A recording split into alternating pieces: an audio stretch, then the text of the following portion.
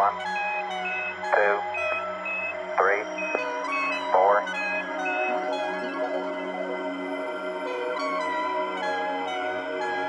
5, 4, 3, 2, 1, 0. All engine running. Liftoff. We have a liftoff.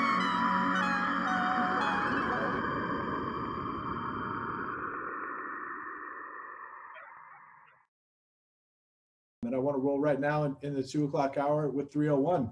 We're actually just going to keep Daniel and Nick, but I want to introduce some new people.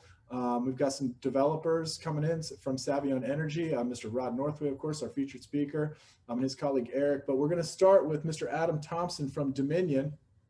Dominion, again, another terawatt level sponsor. You know, they're fully behind solar at this point, and I'm looking for Adam. Yeah, there he is. I see his box. Bear with me one second. Hey, Adam, can you hear me? And how's your video?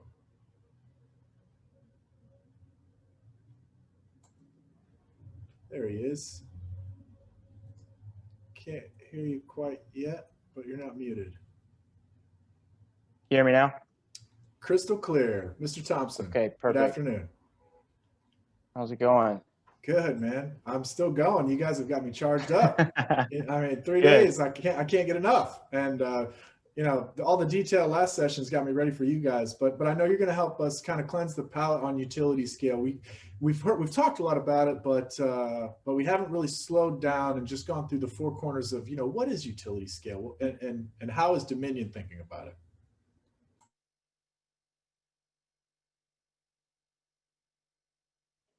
Yeah, absolutely. I'm going to go ahead and share my screen. Get this started here. I'm going to keep it really high level for the group and then hand it off to really the experts in this field for some more detail and really just touch on kind of Dominion Energy's stance and some of the background of really what's been the last 2 years where we've really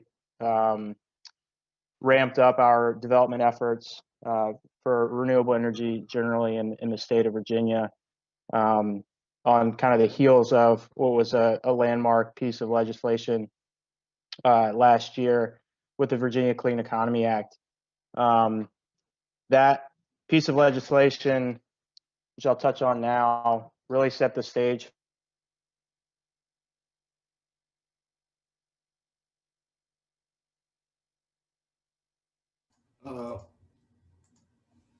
We lost Adam. I had a bad feeling that was going to happen. We'll try to get Adam back. And I apologize. We've made it this far without any major technical difficulties. Let me bring in Daniel and Nick to save us.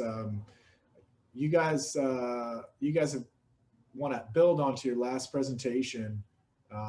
If you can, we'll just move you up. They were standing by on deck, and they're super pros, as you guys know.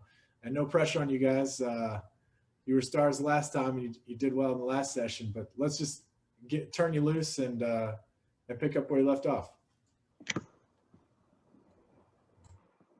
All right. You want me to go, Daniel, and then go through mine and then send it to you? Yeah, that'd be fine. Go ahead, man. Okay. All right. Well, hello, everyone. Again, just finished a little bit ago, so you're going to unfortunately have to listen to me again. See if I can get this going. All right. So we're getting close here. Almost done. And if you were with us there in the 300 session, so just going to build a little bit more detail and a little bit more background into what specifically DMME is doing for utility scale solar on mine impacted lands. Won't bore you guys again, but there's always, you know, it's not just resource and energy conservation, but it's also economic community development as well that touches on everything that we do.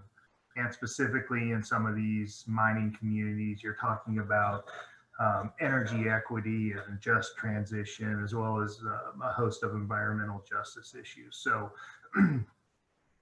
we went over this slide just a little bit ago in the previous session, but this is the starting point when folks come to us. It can be overwhelming because you're talking about a whole lot of acreage, and that's typically where we start with folks. When they sit down or they reach out to us, is like, hey, you know, their main concern is, we're just looking for a place to start. Help us go from 125,000 acres to maybe 10, 20 sites in a specific area that we might be able to start with, instead of looking at the entire state of Virginia. And sometimes it's in, you know, reaction to an RFP that's been issued. You know, Dominion and AEP both have RFPs out there. We've had folks reach out to us because they're interested in responding to those. So they ask us to kind of help them just get started. We talked a little bit earlier in the day about the Cumberland Forest property that the Nature Conservancy purchased, and the work they're doing to deploy solar on that. That's a pretty large tract of land, so they're looking at solar as well. They have some different considerations because they want most of that land to remain in its forested state. But they reached out to us after they purchased that property and asked us to do a site analysis and just see if it was even possible anywhere on that tract of land, which runs into Tennessee and Kentucky as well. But they asked us to look at that and see if utility scale solar was a possibility on that Cumberland Forest property. And so we did just the very initial analysis on that. And since that time, they've actually issued an RFP, and I think they're getting close to announcing who won that bid and what's going to be happening on that property. So it was good to be involved in that. It was a real world problem, and it kind of helped us with our process. And it's in, you know, in our backyard in terms of being in Southwest Virginia, where Daniel and I are located. So we'll get to see the fruits of those labors firsthand. So this slide kind of touches on where we came from. You know, when we first started this, probably about 4 or 5 years ago, we really first approached the problem of, we realized that DMME had valuable data and valuable resources that folks outside of DMME were asking to have access to, or asking us to help them interpret. And so that included solar developers, landowners, key stakeholders, even the utilities. We spent a lot of time sitting down with the utilities and just to try and get a better idea of what was most valuable for them in a utility scale solar site. And so, as I mentioned, we realized pretty early, just because folks kept coming to us to try and have us help them with access to our data. So we realized we had some valuable information. We also knew that although the mapping, we have our mapping website and our mapping division, and a lot of that's available online, those capabilities are still very valuable. And some folks don't know how to manipulate the data, or don't have the experience doing it. And that's a key resource. So our goal was to use those tools and resources available to us from our Division of Mine Land Reclamation, in terms of the permitting data that folks must file when they're going to begin an operation, mining operation, mineral mining operations. We have all that data in-house, and we realized that, you know, we wanted to be more proactive, as opposed to every time a developer came to us having to reinvent the wheel. The goal was to develop an inventory of already evaluated, analyzed sites, so that when folks came to us and said, hey, we're interested in utility scale solar, we could say, okay, where are you looking? Because we've already got, you know, 10 to 20 sites in Dickinson County, if that's what you're interested in. So that's the road we started going down, and we continued down that process. And Daniel mentioned in the previous session, we're now starting to look at the mineral mining sites. That data is not as, we don't have as good track of that data as we do on the coal mining site, just because they're more dispersed throughout the state and housed in different offices. But as Daniel mentioned, we're beginning to start analyzing that data, because those mineral mining sites have assets and features that are going to be valuable to folks as well.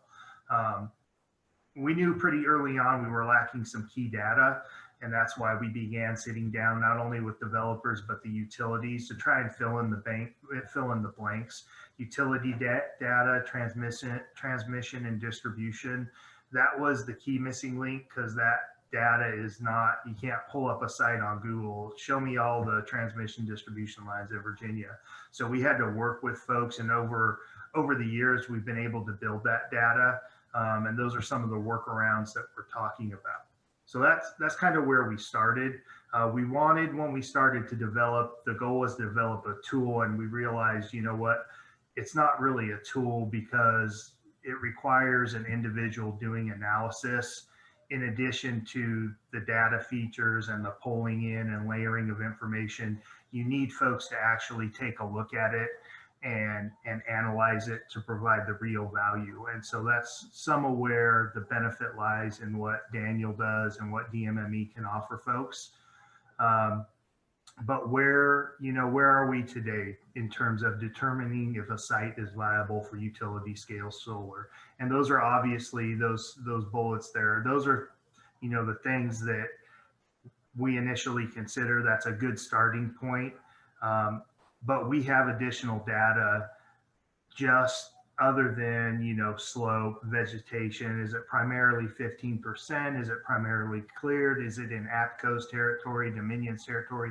There's a lot of other information we have. We can tell you what's going on site. Is it active? If it's not been active, what's been going on since operations cease? Have folks been reclaiming as they go with the mining? Or has reclamation stopped, and for some reason there's no reclamation taking place? Or is it an abandoned mine land? Those are all critical data points, as well as, who is the operator? Who's the landowner? Do we know who the mineral rights owner? Because those are all giant steps for developers in terms of securing those agreements and navigating what's going to happen once you determine a site is available. But we have that operator data. We can tell you what was going on site, so we know the type of load and what type of distribution was run to the site based on what type of mining was going on. And then we have the permit data as well. That's also critical. And I mentioned earlier proximity to grid. Some of these sites are great sites, but they're so far removed from the grid, it drives the cost way up. And so it may make a site that looks attractive not be as feasible. But ultimately, that's not a DMME determination, that's a developer determination. And some folks have asked us, regardless of proximity to grid, just find us the best sites in Central Virginia, in Dominion territory. We've got that request. Hey, I want to see all the sites in Dominion territory, regardless of proximity to grid, because it's not an issue for us. For other folks, that is a key issue. So as I mentioned earlier, it really is just specific to the requester. What are their priorities? What is most valuable to them? And these are just a couple pictures of what the analysis looks like as you go through it. So you can kind of see the highlighted areas there. That's a polygon overlay on a satellite image, and that kind of identifies that's going to be a 15% or less slope. It meets the primarily cleared status, and this one would have been, this one is in APCO's territory. So that's what one of the products that we would give to a requester would look like. And then you could drill down into that data for more specifics. So again, where are we now? To date, at least 30 requests, and that's from a variety of folks. It started primarily with developers coming to us, and then utilities started reaching out to us, and you're starting to see now you are seeing the RFPs being released that are having brownfield mine lands carve outs in them. So utilities reaching out to us, and even landowners. You know, a typical request from a landowner would be, hey, I have this land, and I want to know if it's suitable for utility scale solar deployment. There was some mining that was done on it. So there's some research there on our part. We have to kind of clearly determine the boundary. Then we're going to look at, you know, what type of operation was on site. So we'll pull all the permits. We'll pull that into a map, overlay that with hillshade data, slope data, and that kind of helps identify possible areas. And sometimes there is an opportunity, and sometimes there's not enough there for the utility scale that folks are looking for, but that doesn't mean that there isn't something else available. And Daniel may talk about some of the innovative reclamation and that branch that he's working with.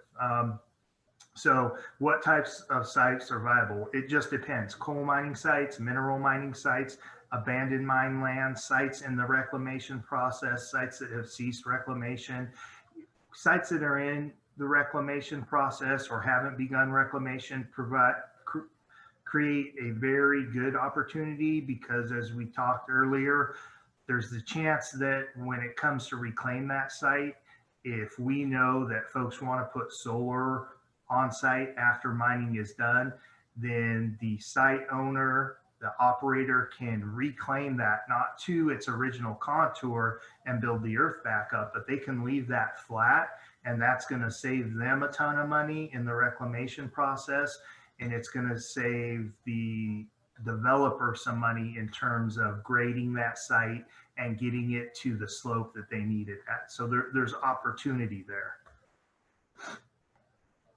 And what's next? So, you know, where are we going? So thanks to a lot of the legislation, the Virginia Clean Economy Act, DMME is on the hook and committed to developing and achieving the goals outlined in the Virginia Clean Economy. So we have some very hard targets for solar, to include onshore wind, offshore wind, energy storage. You know, those are squarely in DMME's lap. So we're going to do everything we can across multiple programs, and we've talked about a lot of them over the last 3 days. We're going to do everything we can to enable opportunities to help meet those goals while continually working to improve our process. So anytime, you know, we handle a request and we sit down and go through our analysis, we like to sit down with the developer, the requester, landowner, whoever it was, and get a sense for, okay, you know, what was helpful? What can we do better? What type of information would be more useful to you if you were going to do this again? So we're always looking for that feedback, and we're going to continue to work with anyone and everyone. Again, we're a public agency, a state body. All of our data is available publicly. Our resources are available to the public. You know, as the requests are picking up, the timeline for getting an answer to your question may take a little bit longer, but we're still going to do the work. And it just depends, you know, how long it takes depends on what size, what chunk of area you're looking for and how detailed you want it to be. And so I'm going to stop there, and I don't know if anyone has questions right now. Dan, I don't know what you want to do. I know you're trying to get Adam back if you want to go to Daniel, but I'll take my lead from you. Thank you, Mr. Poirier. Yeah, let's go to Daniel. I would hate to break your tag team up. You guys go so well together. And then we do have Mr. Thompson back. I'm happy to report that Zeus has not struck him dead with a lightning bolt. But he'll actually fit right fine after you guys before our colleagues at Savion go. It'll be just fine. So, Daniel, there you are. Hey, man, take it away. Hey, everyone, back again, right? Back-to-back sessions. Thankfully, we're grateful. Yeah, and you know, what I really want to do is kind of, you know, heat up for Savion Energy a little bit, so you know, folks are aware of what they're doing, what's going on, and actually out there making it happen. So I'm gonna share my screen and hopefully go through few of these slides, but I want to get it to them and hear about all the things they're doing.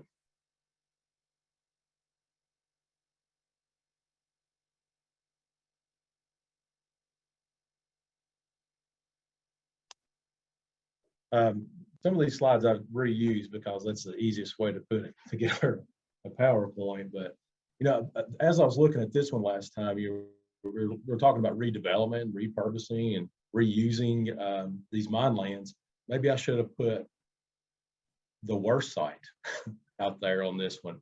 But it's good mine land reclamation. But and I failed to mention earlier that a lot of businesses, industrial sites, schools, there's a lot of repurposed mines in the Coalfields already. A lot of places have located on former mine lands, and so it's nothing new as far as that goes, but it's new for solar since we hadn't had any.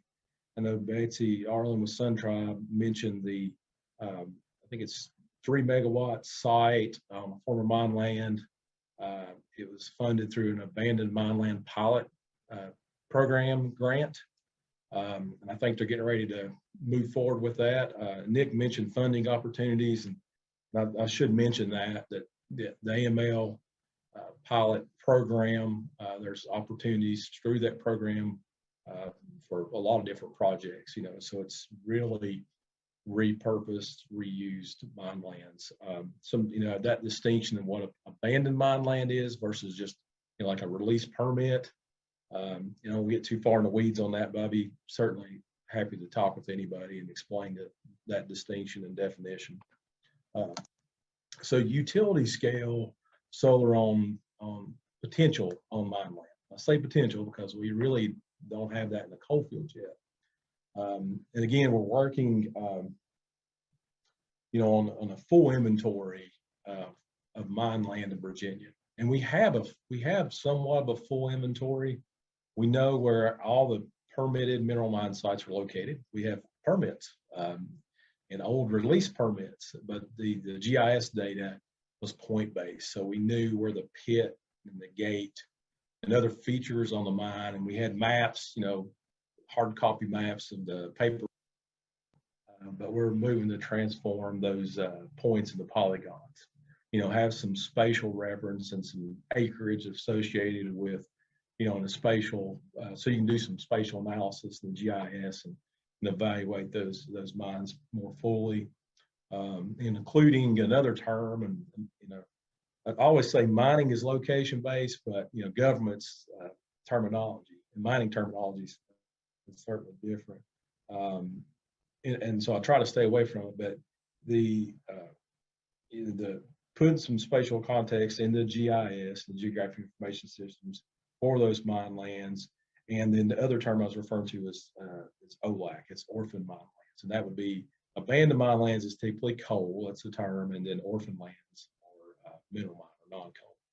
So where are these lands? Nick mentioned a lot of resources we have on our website. You can go through. We've got a bunch of interactive maps and some other data out there. We're working to put more out there and doing some different things, for products and services that our customers can use and that we can share more easily. I want to show a little bit of that in just a moment. And of course, we talked about the Virginia Appalachian Coalfield or Southwest Virginia Coalfield, and where it's at and where all the coal mines are at. But again, use the resources that we have available on our website. And, again, we're always here to help and be there for all our customers.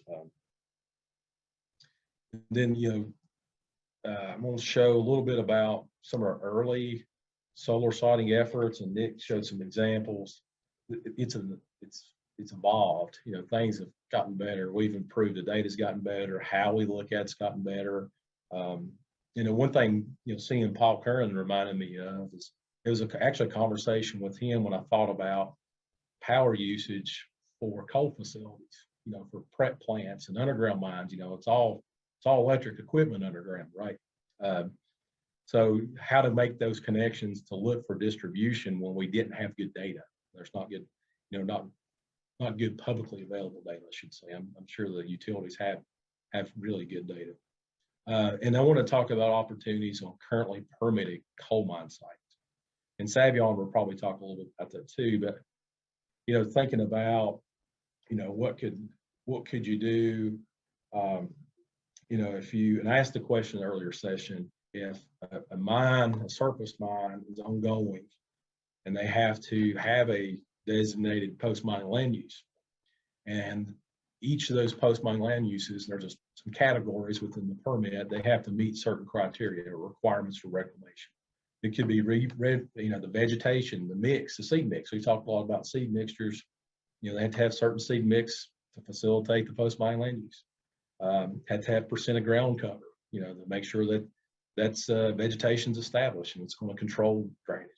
And speaking of erosion and sediment control, major part of a surface coal mining permit. If you've got a 1,500, 2,000 acre coal permit, huge earth moving operation, there's going to be extensive information in that permit about erosion and sediment control, sediment ponds, diversion ditches, all the things that are put in place to control sediment and drainage from a mining operation.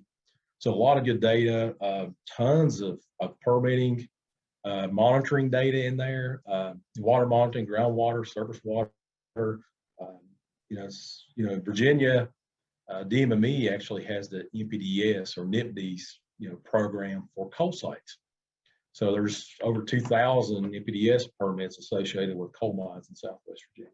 So tons of good, valuable data looking at water quality and vegetation and a whole bunch of stuff associated with the coal mine permits, which I think can help facilitate other types of development, including solar. The one that always stands out to me, if a developer wanted to work with a coal operator, to get that site ready for solar, there could be opportunities there. There's thinking of win-win scenarios for a coal operator to be able to regrade an area more to be more flat. Maybe think about the compaction piece of that. How much compaction takes place. Huge equipment can move it pretty quickly, and it's also a lot cheaper to leave it flat or make it flat than it is to push up and create these huge slopes. There's a waiver process. DMME has some flexibility in the permitting to make that happen or help make it happen, working with the operator. So something to think about for developers when you may have a site that you're interested in for whatever reason, maybe it's landowner or proximity to distribution or whatever it is, but there's a mine going on there. That actually could be a good situation, or a mine that it's not reclaimed, and there's going to have to be a lot of work done by the permit owner or operator to be able to reclaim the site. So anything like that, we're certainly able to help and work with the operator and developer and try to make those connections, and the landowner too. It's an important piece of it, and provide site knowledge and expertise on mine land. So I won't show this map. It's another map of our distribution of mine land. Again, in Southwest Virginia, Coalfield area. 100,000 acres. It's a lot of property. Something I didn't mention last time, is in Virginia, late 1800s begin mining, but a lot of the surface mining has been, re-permitted and remined. So it could have been a site, that pre-law type site before 1977 when the Federal Surface Mining Control and Reclamation Act happened. Excuse me. Later on, a company came in, equipment got bigger or better, whatever, and there's coal still remaining on site. They would go back in and take another cut, mine it again to go after coal seams that they didn't get in earlier versions of the mine. About 80% of Virginia's coal permits have some form of remining. So, so one good thing about that is if you look at it from a abandoned mine land feature inventory, and these are features left over from that pre-law mining, like old equipment maybe, or high wall, it looks like a cliff, if you know that terminology, or other features from an earlier mining, a permit would come in under the newer regulations, our regulations, and have to reclaim to meet current standards of those new regulations. So, we would eliminate a lot of those old mining features by active mining. So that's something that's taking place in Virginia quite a bit. So scaling up a little bit, how do you get the utility scale on mine land? And Nick's had this same slide. We've done a lot of analysis and that first pass analysis, but it really comes down to, is it flat enough and is it big enough? What size does it need to be? And of course, that proximity to for distribution and transmission. Capacity is also an issue. We really don't have good data on capacity. On the utility side to know what's available. That there's different service territories in the Coalfield, APCO, Old Dominion, which is Kentucky Utilities, and down the very tip we have a little bit of TVA in Lee County, and some co-ops, Powell Valley Co-op, and some other things. But really, some hurdles there as far as the data. And I mentioned, Paul saying that about the power usage, because that kind of clued me in on how we can do some analysis to see what might be available. If there's 34.5 kV phase 3 type lines in place, and so I'll go through real quickly and explain how we did this. And this slide is, there's a hyperlink here. So when it's shared in a knowledge binder, you'll see to go to our online, GIS, ArcGIS Online organizational page. But these three maps here are ones we've done recently for a landowner, and I've seen her on the chat. So Jenny, these are out there for you. But we're looking at property and what mining took place and what kind of slopes are there, and just really evaluating it for solar, but for other sustainable post-mine development and activities. So I'm going to try to jump out to this and see if this works.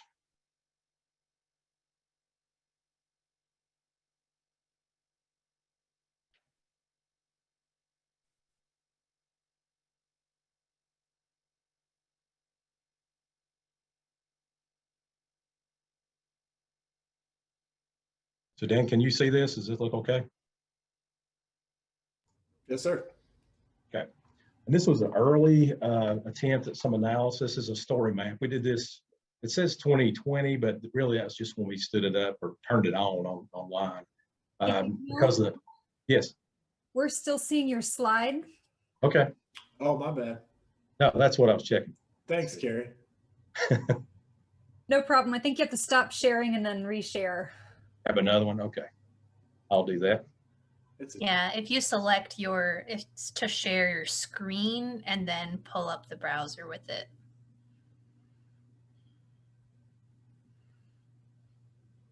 And I'll be brief on this, but I just wanted to show it. So let me know if you can see that, Kelsey. That's good. Okay. So this is a story map. So I'm a geographer by trade, so I usually top with maps. So at the time, I don't even know if we knew it was going to be Cumberland Forest. This is an early attempt to do some data analysis. Nick mentioned it. It was when we first got LiDAR data, so it was like higher resolution kind of terrain and topography data that we wanted to use.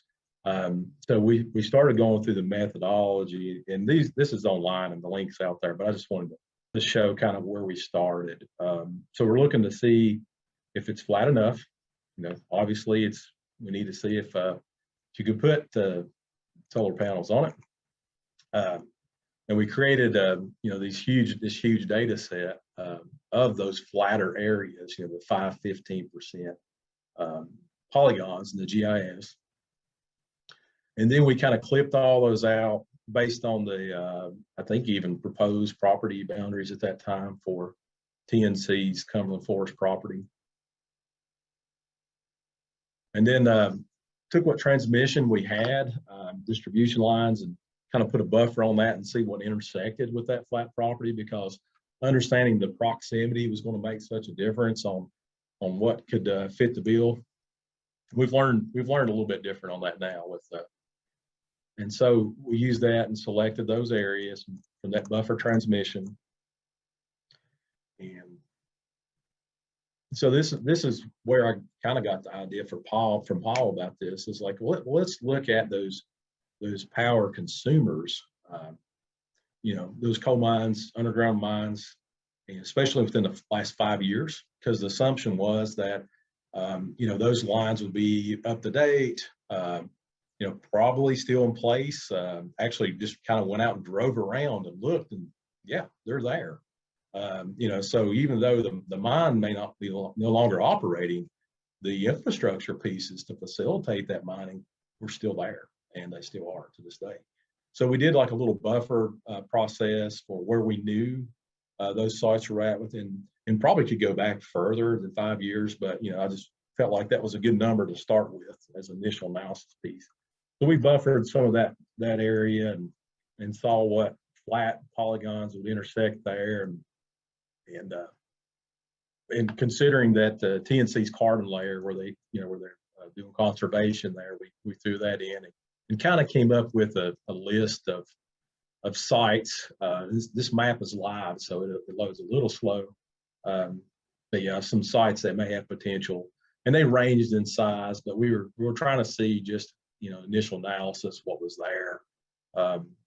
But again, just give you an idea of where we went with the analysis and how we're using the coal data along with other data that we can put together to make some of these decisions a little easier, or at least get someone started in that first pass analysis. So I'm gonna jump back to PowerPoint. Awesome. Thanks, Daniel. And I think we have, oh, I'm sorry, jump back to PowerPoint, my bad. Well, I mean, it's just showing the site, so we'll have the link, but that's pretty much it, Dan. I wanted to leave Savion as much time as I can. Yeah, well, we're going to sneak Adam back in still. Okay, great. Yeah, his presentation is pretty short and a nice TikTok, actually. So we're going to try to get him back right now. But if Zeus is still on Olympus, we let's cross our fingers. Hey, Adam. Hey there. Hey, crystal clear. Good. We apologize for the technical difficulties earlier. Yeah.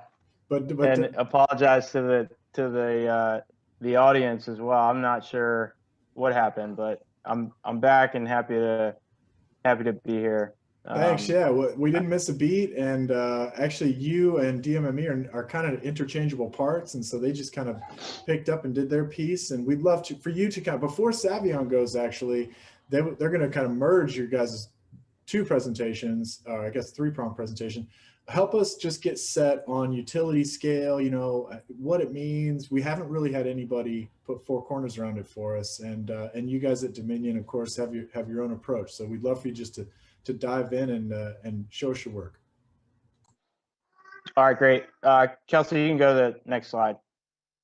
I'm sure everybody here has heard all of the talk about the Clean Economy Act of 2020, really landmark legislation here in Virginia that kind of set the stage for renewable energy growth here in the Commonwealth over the next 25 years. And everybody, I think, on this call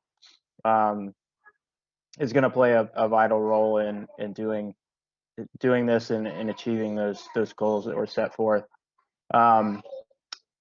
As an introduction, my name is Adam Thompson. I work as a business development manager on the regulated business development team at Dominion Energy. Our group is really tasked with the rollout of projects for meeting our requirements under the Virginia Clean Economy Act. That'll be a variety of things. We'll do project acquisition from developers, and we'll do some self-development work, and that's primarily what I do is utility scale development. I've been in solar a little over 8 years now, and have really done quite a large range of different things. I got my start in distributed generation, rooftop, carport, kind of behind the meter PPAs for a number of years, and then over the last 5 years or so, have done pretty much exclusively utility scale development. So excited to be here and talk more about utility scale solar in general, and happy to answer any questions at the end. And looking forward to turning it over to the experts at Savion, who are really doing some great work with brownfields and mine lands in particular. So in terms of Dominion and the Virginia Clean Economy Act, obviously major legislation requires us to get to 100% zero carbon generation by 2045. It requires us to build out 1,600 megawatts of solar and onshore wind. That includes a little over 1,000 megawatts of small scale solar or distributed generation solar. Those are not to exceed 3 megawatts. And then it's a breakdown of 65% Dominion owned projects, and then 35%, which will be PPAs with third party owners. We've already started our rollout of this. We've got quite a big number of projects we're going to have to do over the coming years, and we're excited to do it. I think importantly for this group and most of the groups over the last few days is that there's a 200 megawatt carve out for previously developed sites. That's your brownfield sites, and also for offshore wind and storage. And we've got a whole team dedicated to the battery storage, and they're really excited about the potential there. You can go to the next slide. Real quickly, we had our first SCC filing after the VCEA this past fall. That included almost 500 megawatts of new solar. It's the largest slate of solar facilities we've ever taken to the commission, which is quite a big feat. 82 megawatts of that will be Dominion owned, and then another 416 megawatts through PPAs with third party providers. So a lot of good stuff happening already, and we expect to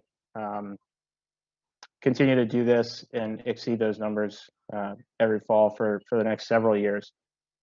Next slide. On the requirement for brownfield development, I mentioned this already, 200 megawatts. In the legislation, brownfields, really previously developed sites, are defined as former mine sites, which is key for this group. Former retail, commercial, industrial sites, parking lots, landfills, and other brownfields. So quite a catch-all there, but excited to hear Savion's input on formerly mined sites, and certainly DMME's input already has been great. Next slide. I'll touch just briefly on kind of utility scale solar in the next couple of slides, and then I'll hand it over. Some of the benefits we see and a lot of developers see with the build out of utility scale solar are the tax revenue boost going to localities, the job creation. There's construction jobs, there's operations and maintenance jobs on the back end, and then there's some front end engineering development support jobs as well. To the extent possible, Dominion projects will always use Virginia and locally based suppliers and labor.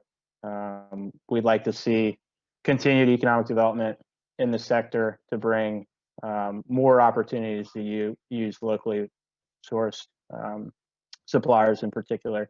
We're looking forward to trying to make that happen in the future.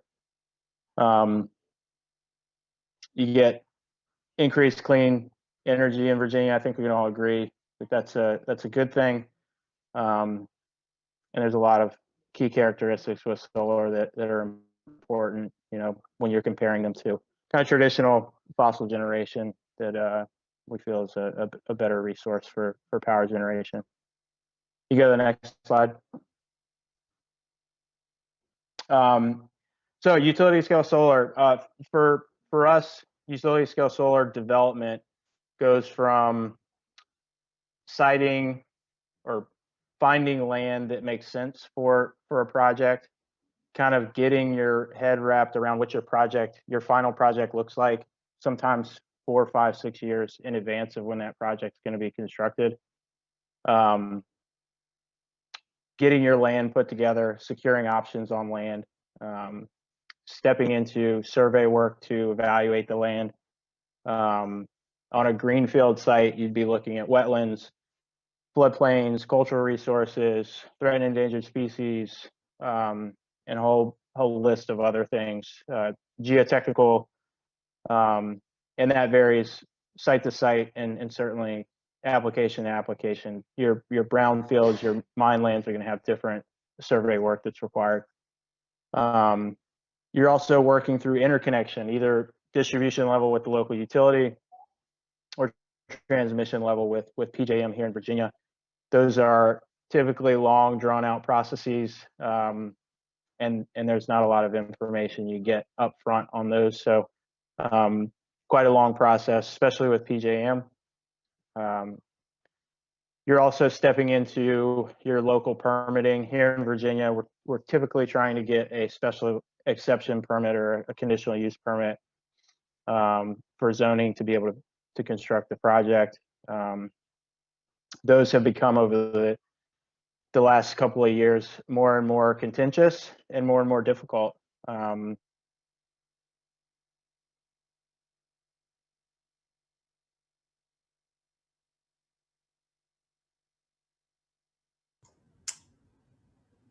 Frozen. And he was on a roll.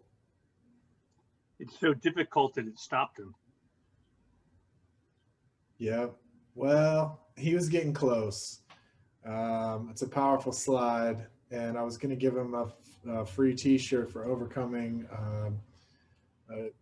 young carbon-based life form issues in that presentation as well. So really double stars for Mr. Thompson, and we'll give him maybe 10 seconds to try to unfreeze. But we've got Savion on deck, and I'll just remind everybody while we still have time to complete your official profiles, please. Find those emails if you're interested in connecting with others. We'll put your contact info to use for the people that are actively seeking it.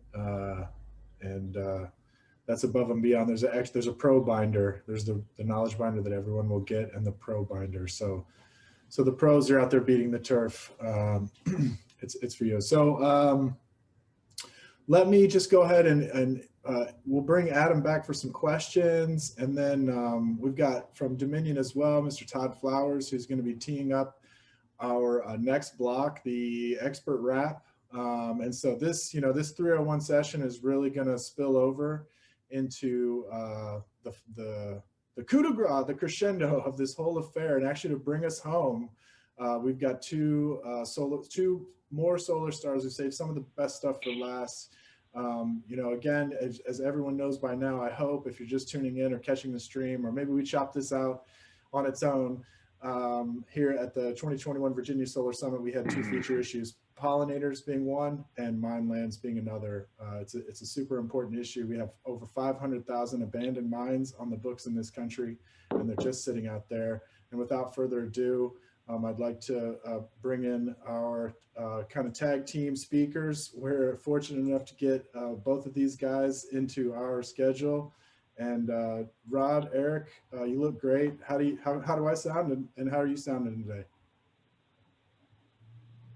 Feeling pretty good. Out here in sunny Arizona and mountain cold Missouri. So yeah, it's really nice. Happy to be here today. Eric, you want to introduce yourself? We're going to tag team this a little bit. Yeah, absolutely. Can you guys hear me okay? I'll take it. Okay, good. All right. I want to share my screen in just a second, but quickly I'll introduce myself and Rod. I'm Eric Miarka. I'm a senior development manager with Savion. I work underneath Rod Northway, who is our senior vice president of development at Savion. He's going to give most of the presentation, but for the past year plus, Savion has really taken a really active role in developing in Central Appalachia. I'm based out of Western North Carolina, and I've really found a little niche here in Western Virginia, Eastern Kentucky, and West Virginia, developing utility scale solar projects on some of these reclaimed sites. So I'll start the presentation and hand it over to Rod, and then I think Rod can give a high level overview and anything, any details that I need to fill in on a project level, I can do that. Or if there's specific questions that Rod wants to toss to me on, I can try to fill in as needed. While he's doing that, I'll little introduction for myself. Rod Northway, Senior Vice President, Savion. I oversee 18, 19 developers now scattered out, over the country. I've been in the renewable development business for going on 16, 17 years now. Started in wind and migrated to solar. Prior to that, I developed gas fueled peaker plants back in the late 90s and early 2000s across the country. And that's how I really got hooked into energy development. It's an exciting field. Prior to that, I started my development career in economic development with the Missouri Department of Economic Development, recruiting business and helping business expand in Missouri. So, kind of as we talk through energy development today, you're going to hear me reference economic impact a few times. That's near and dear to my heart.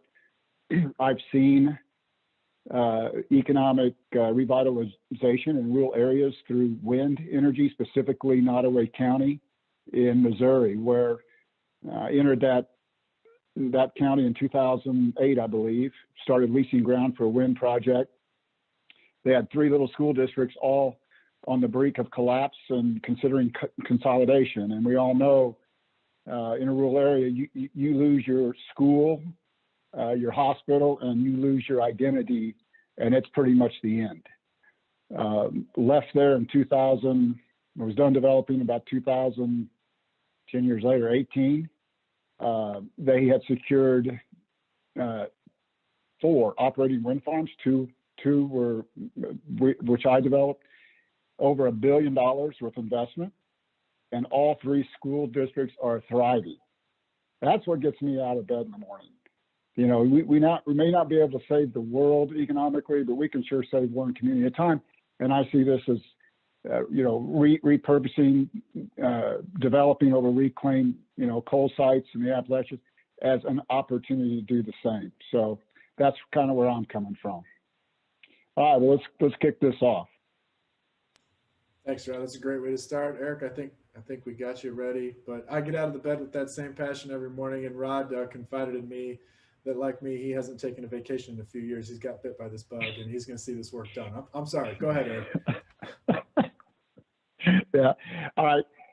Eric, I'm probably going to fly through these first 3 slides, but a little bit about Savion. It was born in 2019, really as a product of Green Investment Group, a company owned by Macquarie Capital out of Australia, purchasing Tradewind Energy solar and storage portfolio of about 8,000 gigawatts. Go ahead and flip to the next slide. Today, Savion, in a 2.5, 3-year stint, quick stint, we've doubled our staff. We've grown our portfolio to, I think, 11,000 gigawatts over 24, 27 states when you add storage to our solar portfolio. Go ahead and flip to the next slide, Eric. So I can cheat a little bit. Yeah, we have almost 2,000 megawatts of solar storage in operation, and in development. Again, we've got over that, about 11,000 megawatts active development in various stages. Some late stage where we have some energy contracts on, and we're going through the transaction process, or either in construction. A large amount of our portfolio is where we are with these projects in the Appalachians, just a year, 2 years in. So we have massive portfolio, and let's move on and get to the crust of what we're talking about today. So a couple of years ago, we had an opportunity to develop a site, a reclaimed coal site in Kentucky, and honestly, we didn't know anything about developing over a reclaimed coal site at all. But there was what we call an off-taker, a counterparty, commercial, industrial, interested in purchasing the energy from a reclaimed site, renewable energy. And so, with that carrot hanging out there, so to speak, for us, a developer, we took it on. And, we discovered quickly that you can't just dip your toe into developing a reclaimed site. You got to just dive in head first, and because there's a lot of discovery that has to take place. But we've been doing it a couple, 2 years, and we just see an opportunity here, and so we expanded our footprint and into Virginia and West Virginia, and we're currently developing over 600 megawatts of solar on reclaimed sites, about $500 million worth of investment if it all comes to fruition. Next slide, please.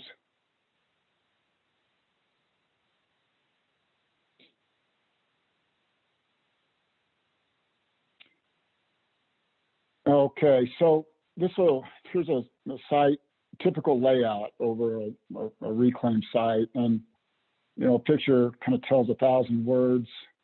One thing I noticed, when just me and a handful of folks were traveling to this site in Kentucky, as we were winding up the mountain, I looked at our engineer, and I said, "What in the world are we doing?"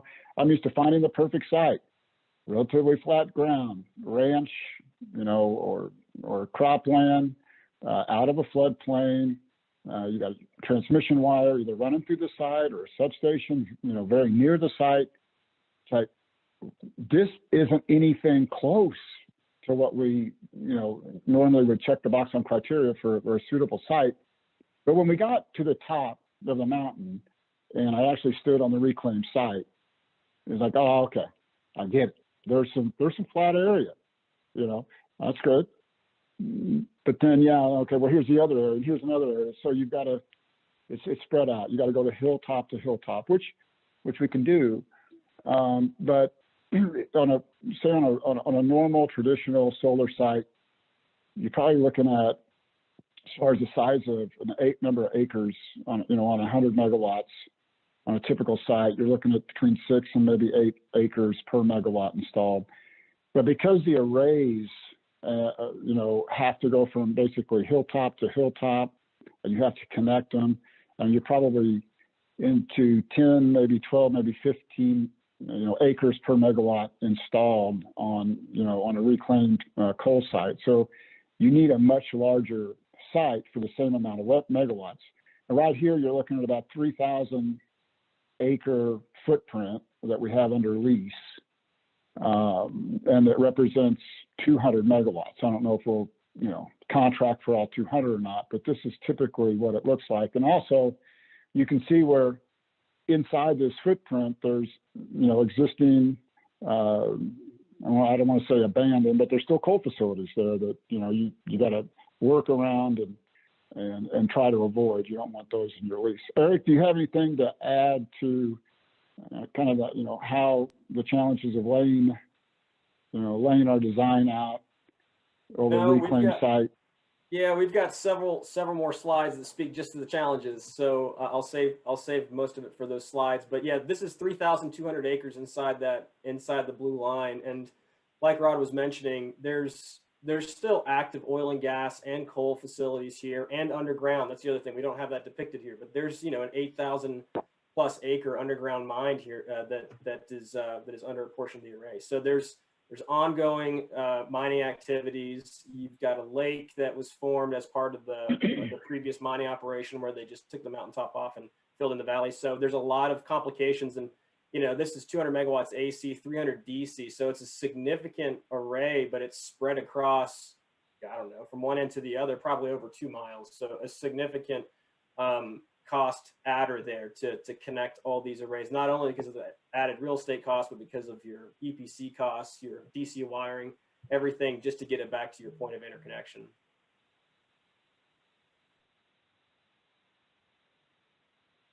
There's also oil and gas out there as well. So this particular site has it all. It's got surface ownership issues. It's got mineral severances, and you have solid minerals, and you have your liquid minerals also severed, and which you have to deal with. So it's pretty much runs the gamut. And this is where we cut our teeth. And so after a couple of years of this, we feel like we've got a decent handle, on what we're getting ourselves into, just from the development cost alone, compared to a typical 100, 200 megawatt site.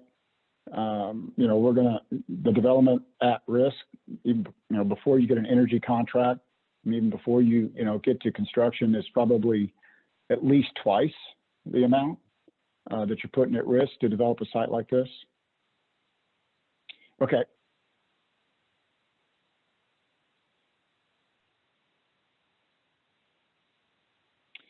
Okay, so yeah, I think we touched on some of this, but why coal mines and the Appalachian market? Of course, PJM is a hot market, very, very liquid, so that's very attractive to a developer. These reclaimed sites are relatively flat, as we talked about, and Dan and Nick talked about. There are many available sites, fairly flat, fairly open. The power's there. It kind of checks all the boxes that we're looking for. Underutilized land, which is great, which spawns minimal opposition. I think we all know that, and Adam brought it up, that siting solar and getting through local zoning processes are just getting tougher and tougher and tougher. It's really where the wind industry, left off a couple of years ago. Solar was kind of flying under the radar when wind was getting all the attention. Well, now all the the targets on the solar bat in a community, you're taking up farmland and all whole other sort of issues. Well, here you have minimal, very minimal opposition, if any. So that's kind of nice. And of course, many of the counties, we talked about this, are eager for the economic impact that these facilities can deliver as well, and help kick off an economic renaissance, if you will, in some of these counties. Next slide.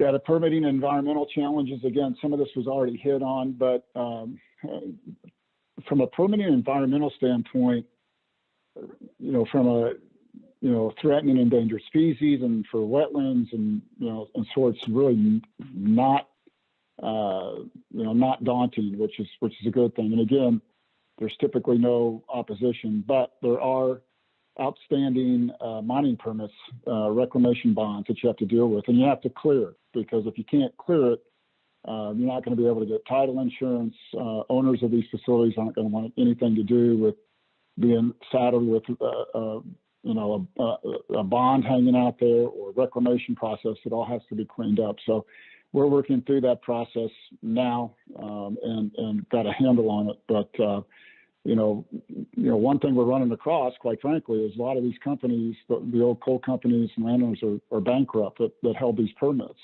And if your permit gets locked, well, how do you unlock it? So you got to work with state government to be able to do that.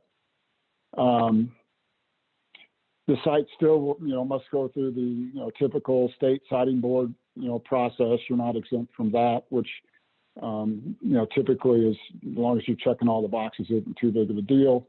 But the site may trigger a NEPA process, extensive, your environmental assessment requirements may be greater on a brownfield / reclaimed site. But okay, next, Eric, you have anything to add to environmental or permitting slide? No, that's the big one. On that site that we shared the layout on at the a couple slides ago, that one alone has 10 outstanding mining permits. The 6 of the permits are held by an entity that's permit locked because of non-compliance. 2 of the permits are held by a company that has been bankrupt for the last year and a half, and we don't know who holds those permits anymore, or if they're going to end up as zombie mines is what they're calling them, maybe permits of the state, abandoned mine land features. And these are all things that we have to resolve and close out, like Rod said, before we can close and build the project. So, there's a path to getting it done, but with some of the obstacles in place because of the permittees, we can't even begin that process.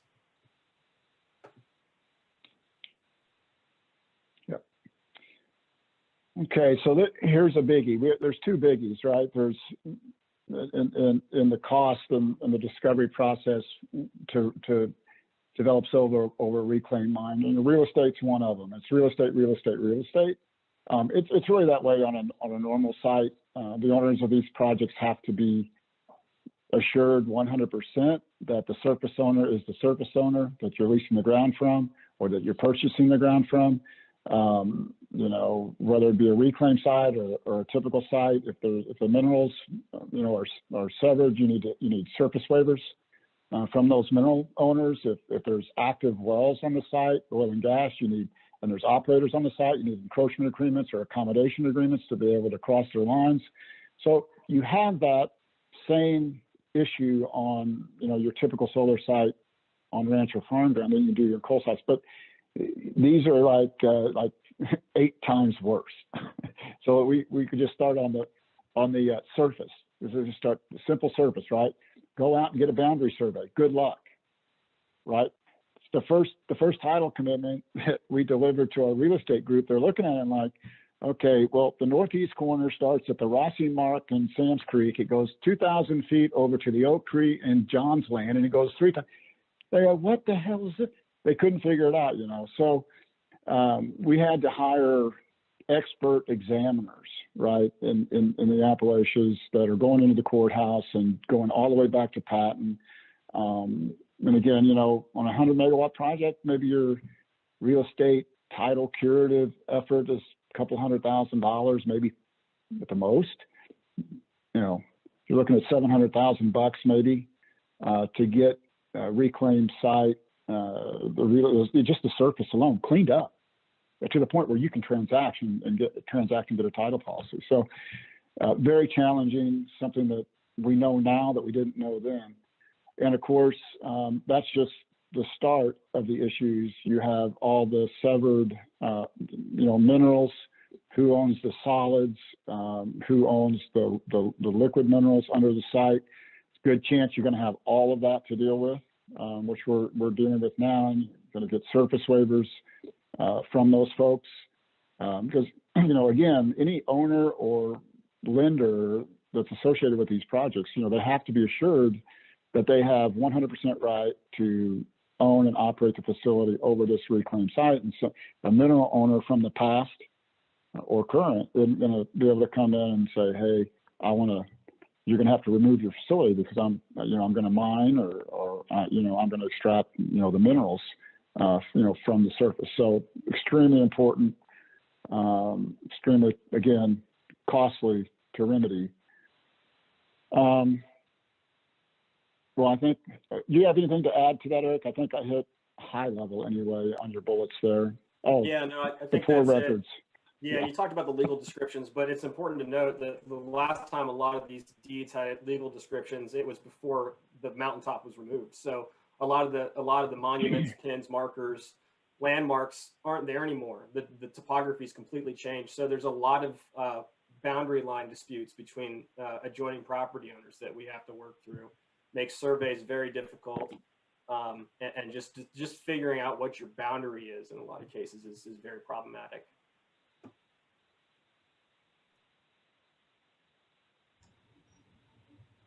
Next slide, please.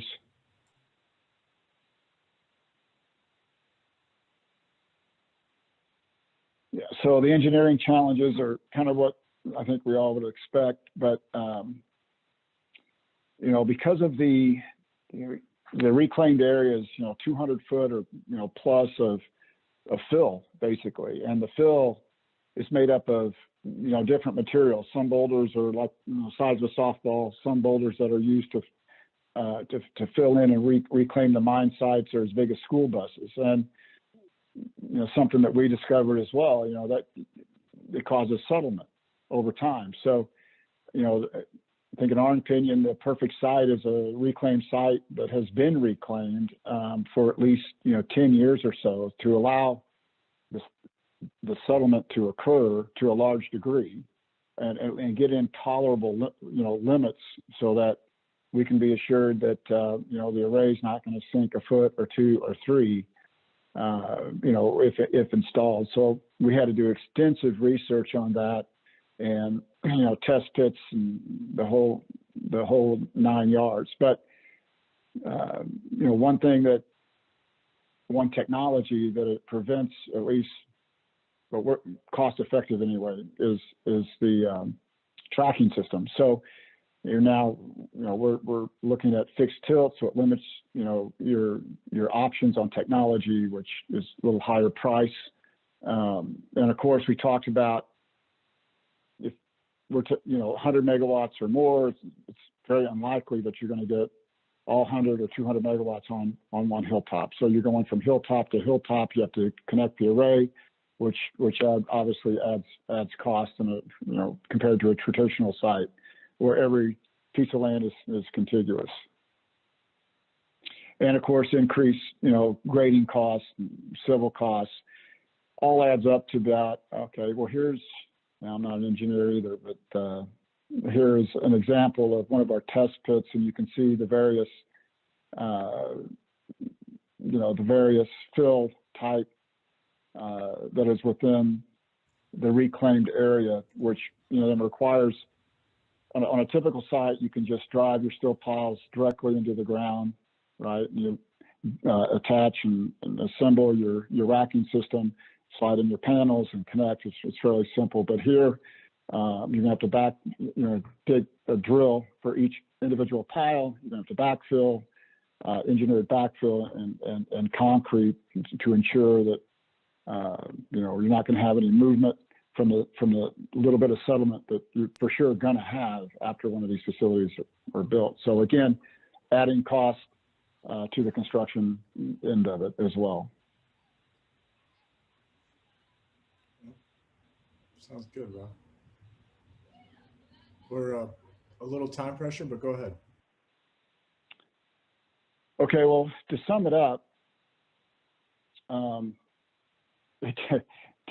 here's what we've discovered, and we know that it's true. It's between 30 and 35% more in construction costs to be able to pull one of these sites off on a reclaimed site. So it takes a true partnership between all stakeholders, and the stars have to align to make this work. And I think the last few bullets here explains it perfectly. You need a willing developer that's going to take on more risk and a higher cost development than a traditional site.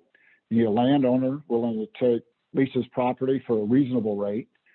He's going to get a lower rate than the farmer with the perfect site, 15 miles away or whatever. You need an owner operator, right, willing to take a little bit less return.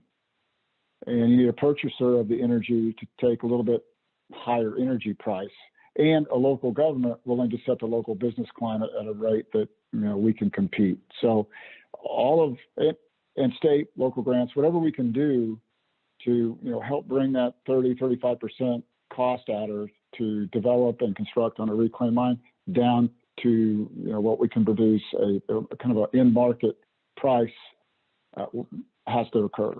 Otherwise, the price is really too high for a utility or even a commercial industrial entity to contract on. So all the stars must align, and we're banking on it. That's for sure. We've got a heavy investment, in these projects over the 3-4 state areas. So awesome, terrific presentation, Rod. I wish we had more time for you.